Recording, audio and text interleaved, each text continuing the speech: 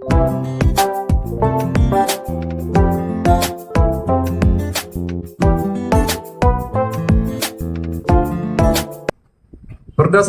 hasil gelar perkara, maka ditetapkan terhadap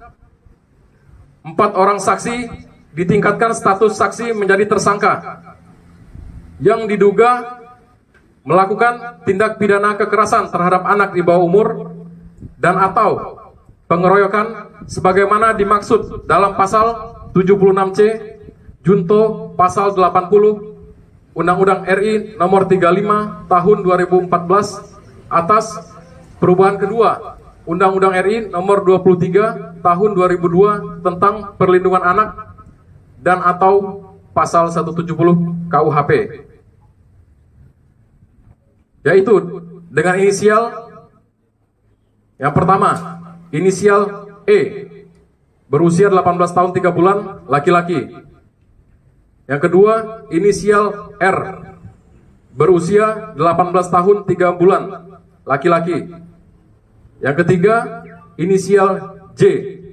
berusia 18 tahun 11 bulan, laki-laki. Yang keempat, inisial G, berusia 19 tahun, laki-laki. Selanjutnya, terhadap 7 orang anak saksi ditetapkan sebagai anak yang berkonflik dengan hukum dalam kurung ABH yang diduga melakukan tindak pidana kekerasan terhadap anak di bawah umur dan atau pengeroyokan sebagaimana dimaksud dalam pasal 76C junto pasal 80 Undang-Undang RI nomor 35 tahun 2014 atas perubahan kedua Undang-Undang RI nomor 23 tahun 2002 tentang perlindungan anak dan atau pasal 170 KUHP. Kemudian terhadap 1 orang anak saksi yang diduga melakukan tindak pidana kekerasan terhadap anak di bawah umur dan atau tindak pidana melanggar kesusilaan terhadap anak korban dan atau pengeroyokan sebagaimana dimaksud dalam pasal 76C junto pasal 80 Undang-Undang RI nomor 35 tahun 2014 atas perubahan kedua Undang-Undang RI nomor 23 tahun 2002 tentang perlindungan anak dan atau pasal 4 ayat 2 huruf D junto pasal 5 Undang-Undang RI nomor 12 tahun 2022 tentang tindak pidana kekerasan seksual dan atau pasal 170 KUHP. Jadi total yang ditetapkan sejumlah 12 orang dengan rincian 8 orang anak berkonflik dengan hukum dan 4 orang tersangka. Untuk penerapan pasal,